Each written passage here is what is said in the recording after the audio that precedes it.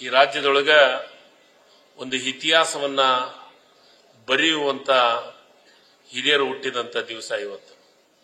ದೇವರಾಜ ಅರಸರು ಅಂದ್ರೆ ಉಳುವನೆ ಒಡೆಯ ಅಂತ ಕಾನೂನನ್ನ ತರೋದ್ರ ಮುಖಾಂತರ ಇಡೀ ರಾಜ್ಯದೊಳಗನೆ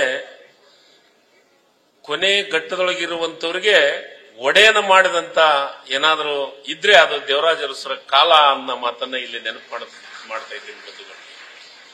ಬಹಳಷ್ಟು ಸಾಧನೆಗಳನ್ನ ಮಾಡ್ತಾ ಬಂದ್ರು ಮತ್ತು ಅದರ ಜೊತೆಗೆ ಇವತ್ತ ಯಾರಿಗೆ ಶಕ್ತಿ ಇಲ್ಲ, ಯಾರಿಗೆ ಧ್ವನಿ ಇಲ್ಲ, ಧ್ವನಿ ಇರ್ಲಾರ್ದವರಿಗೆ ಧ್ವನಿಯನ್ನ ಕೊಡುವಂತ ಕೆಲಸವನ್ನ ಮಾಡಿದ್ದಾರೆ ಅಂದ್ರೆ ಅದು ದೇವರಾಜ ಅರಸರು ಅನ್ನೋ ಮಾತನ್ನ ನಾನು ಇಲ್ಲಿ ಹೇಳಿಕ್ಕೆ ಇಷ್ಟಪಡ್ತೀನಿ ಬಂಧುಗಳೇ.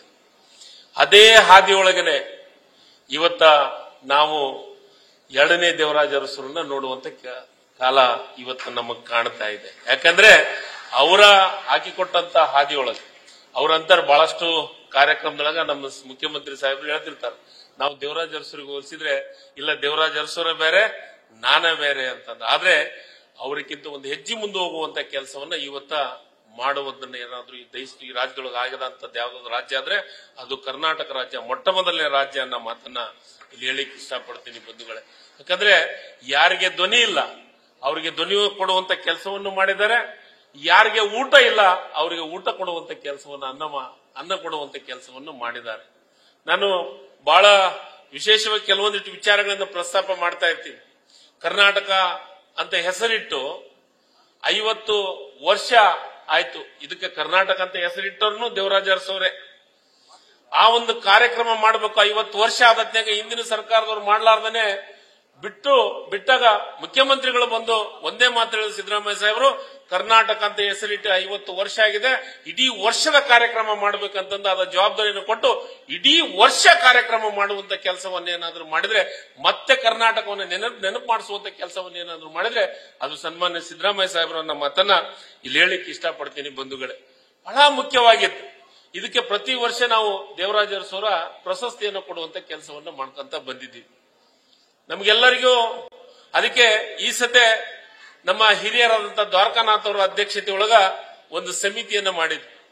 ಸಮಿತಿಯನ್ನ ಮಾಡಿ ನಾವು ದೇವರಾಜ ಅರಸರ ಪ್ರಶಸ್ತಿಯನ್ನು ಕೊಡಬೇಕಂತ ನಿರ್ಧಾರವನ್ನು ಮಾಡಿದ್ವಿ. ಹೋದ ವರ್ಷ ಮೊದಲನೇ ವರ್ಷ ಸನ್ಮಾನ್ಯ ಸಿದ್ದರಾಮಯ್ಯ ಸಾಹೇಬರು ಈ ರಾಜ್ಯದ ಮುಖ್ಯಮಂತ್ರಿ ಆಗಿ ಜವಾಬ್ದಾರಿ ತಗೊಂಡ ಮೇಲೆ ಹಿಂದುಳಿದ ವರ್ಗದ ಇಲಾಖೆ ಸಚಿವನಾದಂತಾಗ ಮೊಟ್ಟ ಮೊದಲನೇ ವರ್ಷ ನಾವು ಕಾಗೋಡು ತಿಮ್ಮಪ್ಪ ಅವರಿಗೆ ದೇವರಾಜ ಅರಸರ ಪ್ರಶಸ್ತಿಯನ್ನು ಕೊಟ್ವಿ. ಅದಾದ್ಮೇಲೆ ಎರಡನೇ ಲಾಸ್ಟ್ ಹೋದ ವರ್ಷ SK ಕಾಂತ್ ಅವರಿಗೆ ಕೊಟ್ಟಿವಿ. ಆದ್ರೆ ಈ ವರ್ಷ ಬಹಳ ವಿಶಿಷ್ಟವಾದಂತ ಒಬ್ಬ ಪತ್ರಕರ್ತ, ಹಿರಿಯ ಪತ್ರಕರ್ತೆಗೆ ನಾವು ಪ್ರಶಸ್ತಿಯನ್ನು ಕೊಡ್ತಾ ಇದ್ದೀವಿ. ಅದು ಕಲ್ಲೆ ಶಿವೋತ್ತರಾಮ್ ರಾವ್ ಅವರಿಗೆ ಕೊಡುವಂತ ಕೆಲಸವನ್ನು ಮಾಡ್ತಾ ಇದ್ದೀವಿ. ನಿಜವಾಗಲೂ ನಾವು ಆ ಪ್ರಶಸ್ತಿಯ ಆಯ್ಕೆ ಮಾಡಿ ನಮ್ಮ ಹತ್ರ ಬಂದದ್ನಾಗ ಅದರ ಇತಿಹಾಸವನ್ನು ನೋಡೋದಕ್ಕೆ ನಿಜವಾಗ್ಲೂ ಆಶ್ಚರ್ಯ ಅನಿಸ್ತು. ಅಂದಿನ ಕಾಲದ ದೇವರಾಜ ಅರಸರಿಗೆ ಸಲಹೆಯನ್ನು ಕೊಡುವಂತ ಕೆಲಸವನ್ನ ಮಾಡಿದ್ರು. ಹಿಂದುಳಿದ ವರ್ಗದ ಬಗ್ಗೆ, ಹಿಂದುಳಿದ ವರ್ಗದ ಅವನೂರು ಸಮಿತಿಯನ್ನ ಮಾಡಲಿಕ್ಕೆ ಅವನ್ನೆಲ್ಲ ಕೆಲವೊಂದಿಟ್ಟು ವಿಚಾರಗಳನ್ನ ಇವರೇ ಕಲ್ಲೆ ಶಿವೋತ್ತರಾಮ್ ಅವರೇ ಕೊಡ್ತಾ ಇದ್ರು ಅಂತಂದನ್ನ ಕೇಳೋದಕ್ಕೆ ನನಗೆ ಬಹಳ ಸಂತೋಷ ಅನಿಸ್ತು. ಮತ್ತು ಅದರ ಜೊತೆಗೆ ಅವತ್ತೇನಾದ್ರೂ ಇಂಥವೆಲ್ಲ ಕಾರ್ಯಕ್ರಮ ಹಿಂದುಳಿದ ವರ್ಗ ಕಾರ್ಯಕ್ರಮಕ್ಕೆ ಹಾಕತ್ತಿದ್ದೇವೆ ಅಂದ್ರೆ ಅದಕ್ಕೂ ಕಾರಣ ಕಲ್ಲೆ ಶಿವೋತ್ತರಾಮ್ ಅವರು ಅಂತಂದ್ರೆ ತಪ್ಪಾಗ್ಲಿಕ್ಕಿಲ್ಲ. ಅಂದ್ರೆ ಈ ಪ್ರಶಸ್ತಿಯನ್ನಿಗೆ ಒಂದು ಒಳ್ಳೆ ಶಕ್ತಿ ಬಂದಂಗ ಆಗಿತ್ತು, ಪ್ರಶಸ್ತಿಗೆ ಒಂದು ಗೌರವ ಬಂದಂಗ ಆಗಿತ್ತು. ನಾವು ಪ್ರತಿ ಸತಿ ಆಯ್ಕೆ ಮಾಡೋದ್ನಾಗ ಪ್ರತಿಯೊಂದು ವಿಚಾರವನ್ನ ಬಹಳ ವಿಶೇಷವಾಗಿ ನನ್ನ ಇಲಾಖೆಯೊಳಗ ಕನ್ನಡ ಮತ್ತು ಸಂಸ್ಕೃತಿ ಇಲಾಖೆಯಿಂದ ಹಿಡ್ಕೊಂಡು ಎಲ್ಲಾದ್ರೂ ಪ್ರಶಸ್ತಿ ಕೊಡೋದ್ರಾಗ ನಾನೊಂದು ವಿಶೇಷತೆ ಹೇಳ್ತೀನಿ. ಮುಖ್ಯಮಂತ್ರಿಗಳ ಸಾಹೇಬರು ಯಾವುದೇ ಕಾರಣಕ್ಕೂ ಎಂದು ಯಾರಿಗೆ ಕೊಟ್ಟಿವ ಅನ್ನೋದು ಗೊತ್ತಿರೋಲ್ಲ. ಅವ್ರು ಬಂದು ಸನ್ಮಾನ ಮಾಡೋದ್ನಾಗ ಅವ್ರ ಬಗ್ಗೆ ಅವರಿಗೆ ಮಾಹಿತಿಯನ್ನು ಕೊಡುವ ಗೊತ್ತಾಗಂತದ್ದು. ಅಂದ್ರೆ ಯಾವುದಕ್ಕೂ ಇಂಟರ್ಫಿಯರ್ ಆಗಲಾರ್ದ ಆ ಪ್ರಶಸ್ತಿಗೆ ಒಂದು ಗೌರವ ಬರುವ ರೀತಿಯೊಳಗ ಇವತ್ತು ಪ್ರಶಸ್ತಿಯನ್ನು ಕೊಡುವಂತ ಕೆಲಸವನ್ನು ಮಾಡ್ತಾ ಇದ್ದೀವಿ. ನಿಜವಾಗಲೂ 1929ರಲ್ಲಿ ಉಡುಪಿ ಜಿಲ್ಲೆಯ ಕಾರ್ಕಳದಲ್ಲಿ ಜನಿಸಿದಂತವರು ಇವರು.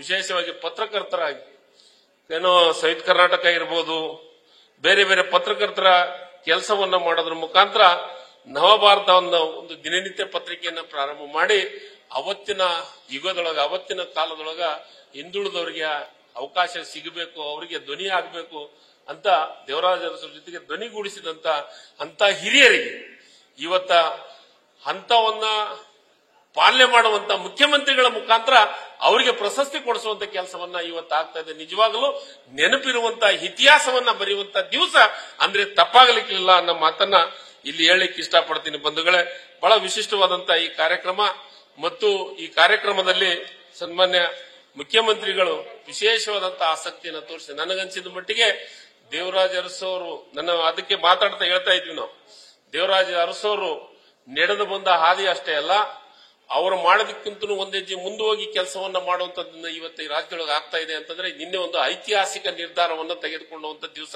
ನಿನ್ನೆ.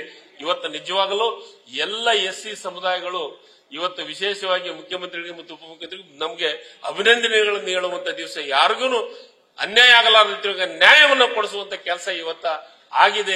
ಐತಿಹಾಸಿಕ ನಿರ್ಧಾರಗಳು ಆಗ್ತಾ ಇದಾವೆ ಅಂದ್ರೆ ಅದು ಸನ್ಮಾನ್ಯ ಸಿದ್ದರಾಮಯ್ಯ ಸಾಹೇಬರ ಕಾಲ ಅಂತ ಅನ್ನೋ ಮಾತನ್ನ ಇಲ್ಲಿ ಹೇಳಿಕ್ಕೆ ಇಷ್ಟಪಡ್ತೀನಿ. ಬಂಧುಗಳೇ, ಬಹಳ ಇವತ್ತ ಈ ಒಂದು ಕಾರ್ಯಕ್ರಮದೊಳಗೆ ನನಗೆ ಮಾತಾಡ್ಲಿಕ್ಕೆ ಅವಕಾಶ ಮಾಡಿಕೊಟ್ಟಂತ ನಿಮ್ಮೆಲ್ಲರಿಗೆ ಮತ್ತೊಮ್ಮೆ ವಂದಿಸಿ ನನ್ನ 2 ಮಾತನ್ನು ಮುಗಿಸ್ತೀನಿ. ಜೈ ಹಿಂದ್, ಜೈ ಕರ್ನಾಟಕ. ಧನ್ಯವಾದಗಳು. ನ್ಯೂಸ್ ಫಸ್ಟ್ ನಿರ್ಭೀತಿಯಿಂದ ನಿಮ್ಮ ಪರವಾಗಿ.